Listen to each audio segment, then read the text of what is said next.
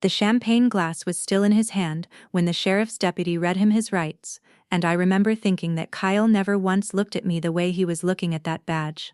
My name is Danielle Marsh. I am 33 years old, and my entire family spent years treating me like the quiet, forgettable one who would never amount to anything. They were wrong, and it took exactly 1 week to prove it. Welcome back to Cherry Revenge Tales. If you're watching this, drop a comment and let me know where in the world you're tuning in from tonight. And if you believe in calm, quiet justice, the kind that doesn't need to shout to win, go ahead and hit like and subscribe before we get started, because this one is a good one. 1 week earlier, I was standing in my sister Paige's backyard, holding a plate of potato salad I didn't want, listening to my brother-in-law Kyle hold court by the grill like he owned the whole state of Ohio. Kyle had married into our family 6 years ago and had never once let anyone forget that he ran a mid-sized logistics company called Marrow Freight Solutions. He wore his success like cologne, thick and impossible to ignore. "So Danielle," Kyle said, flipping a burger with one hand and gesturing at me with the tongs in the other, "you still doing that little app thing?" I told him it was going well. I did not mention numbers. I never mention numbers to this family anymore, because numbers only ever got twisted into ammunition. "That's cute," Kyle said, and the table laughed, because Kyle's audience always laughed on cue. "You know, I had a guy pitch me something like that 2 years ago. Little scheduling software for small trucking outfits." I passed. Told him the market wasn't there. "No offense, Danny, but if a company that size wasn't interested, I don't know what you think you're building."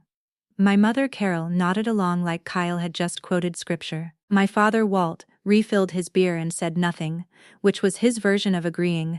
My sister Paige just smiled at her husband with the kind of pride that made my chest feel hollow, because I remembered being 22 and hoping for that same look, and never getting it. "You were always the sensitive one," my mother added, patting my hand like I was 12. "Not everyone is built for the business world, sweetheart. That's all right. Someone has to be the one who just enjoys a simple life." I smiled and said nothing. I had learned a long time ago that silence cost me nothing and told them everything they wanted to hear. Kyle wasn't finished. He never was. "Speaking of simple," he said, setting down the tongs, "Paige and I have been talking.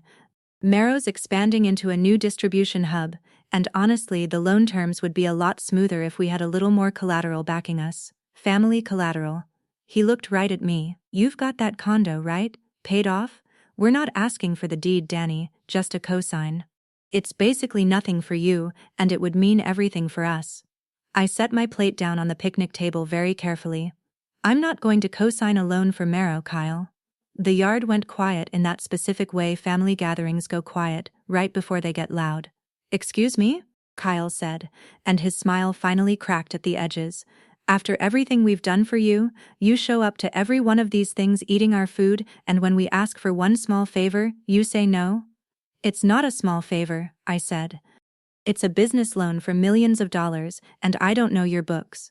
"You don't know our books," Kyle repeated, like the words tasted bad.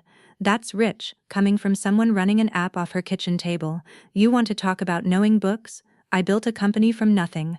You built a hobby." My mother jumped in, her voice sharpening into the tone she used when she wanted something and had decided guilt was the fastest route to it. "Danielle, family helps family, that's what we do. After your father's surgery, Paige and Kyle covered the difference the insurance didn't. You don't remember that?" I did remember. I also remembered paying my parents back for that surgery myself, quietly, 2 years ago, a fact my mother had apparently misplaced. "I said no," I repeated, and I kept my voice level, almost gentle. "That's my final answer." Kyle's face went red in patches, the way it did when he lost an argument he expected to win easily. "You know what your problem is? You've always thought you were better than us, sitting there so calm, like you're above it. You're not above it, Danny. You're small. You've always been small. And one day this family is going to stop pretending your little app matters at all." I looked at him for a long moment. Then I reached up and tapped the side of my smartwatch twice, a motion so small that nobody at that table even noticed it, and the recording app I kept installed for exactly this kind of moment began quietly logging audio. I had started doing this 2 years earlier, after a different family dinner where accusations got twisted into something I never said. I wasn't planning revenge, I was planning protection. But protection has a funny way of becoming a weapon when the people around you keep handing you reasons to use it. You should be careful what you call small, I said, and my voice did not rise even a little. Small things have a way of surprising people. Kyle laughed, short and mean. Sure they do. What none of them knew, what I had told absolutely no one at that table, was that 6 weeks earlier, my company, a logistics scheduling platform called Routewise, had quietly closed a deal to acquire a struggling regional competitor that was bleeding cash and looking for an exit. That competitor's name was Marrow Freight Solutions. The deal hadn't been announced publicly yet. The paperwork was still being finalized through my acquisitions attorney, using a holding entity that didn't carry my name anywhere in the filings. Kyle didn't know his own company had a buyer. He definitely didn't know the buyer was me.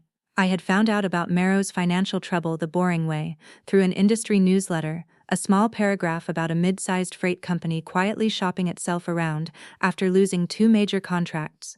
I recognized the name immediately. I made a call to my attorney the same afternoon. It wasn't personal at first, it was just a good deal on a company with solid trucking relationships and a broken management structure. It became personal somewhere around the 4th family dinner, where Kyle called my company a hobby. The next few days passed normally on the surface. I went to work, I answered emails. I signed the final closing documents on a Tuesday afternoon in a lawyer's office that smelled like burnt coffee, and I felt nothing dramatic, just a quiet, settled certainty, the kind you get when a plan finally clicks into place. The public reveal happened 5 days later, at Marrow Freight's own company gala, an event Kyle had been planning for months to celebrate what he called their biggest year yet.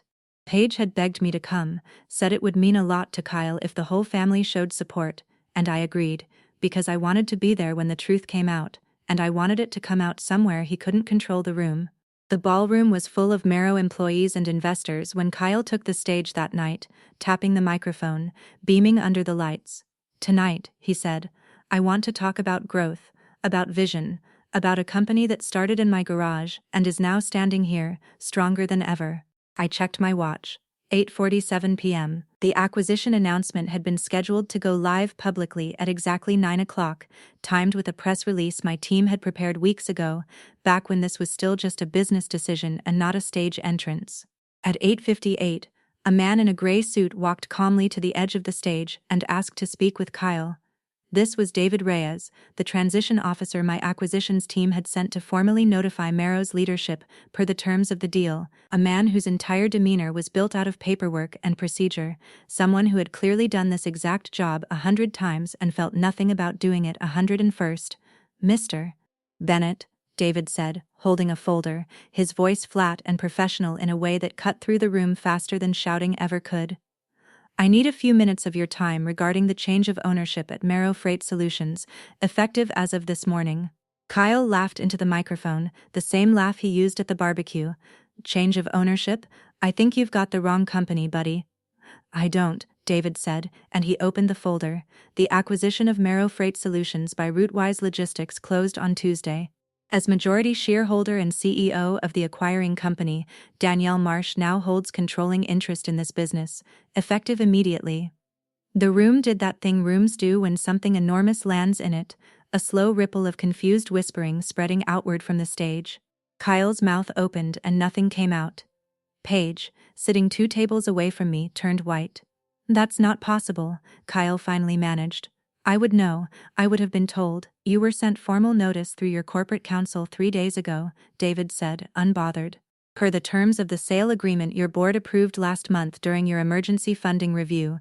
And there it was, the detail Kyle hadn't shared with his own family, that Marrow's board had approved a sale months ago because the company was drowning, and Kyle had been too proud to tell even Paige how close to collapse they actually were. He had been asking me for a cosign on a loan for a company that was already sold out from under him. Kyle's eyes finally found mine across the ballroom. I stood up slowly from my table, smoothed my dress, and walked toward the stage, my heels quiet on the polished floor, every step measured. Danielle, Kyle said, and his voice had lost all of its barbecue confidence, gone thin and cracking at the edges. What is this? What did you do? I bought your company, I said, once I was close enough that I didn't need to raise my voice, close enough that the room strained to hear me instead. The hobby you mentioned at the barbecue. Turns out it does pretty well. You can't do this, Kyle said, and his voice climbed half an octave, panic bleeding through every syllable. This is my life's work. You have no idea what you're throwing away here. I know exactly what I'm holding, I said. I read the books, Kyle.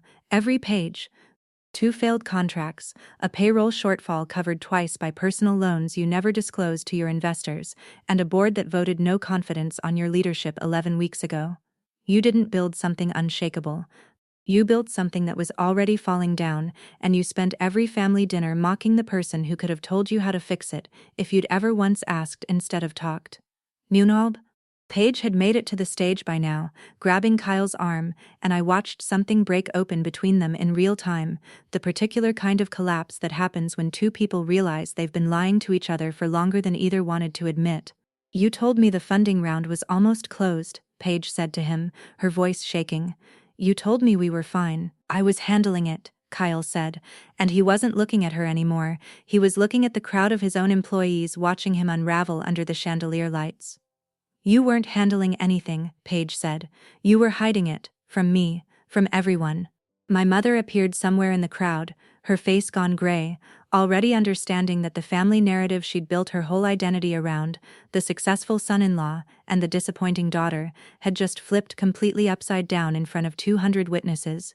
David cleared his throat, unbothered by any of the emotional wreckage happening around him, and simply continued reading terms from his folder, informing Kyle that his employment as CEO would transition to a 90-day consulting period, that his access to company accounts had already been suspended that morning, and that human resources would be reaching out regarding the personal loans he'd taken against company assets without board approval, which legal was calling a potential fiduciary violation.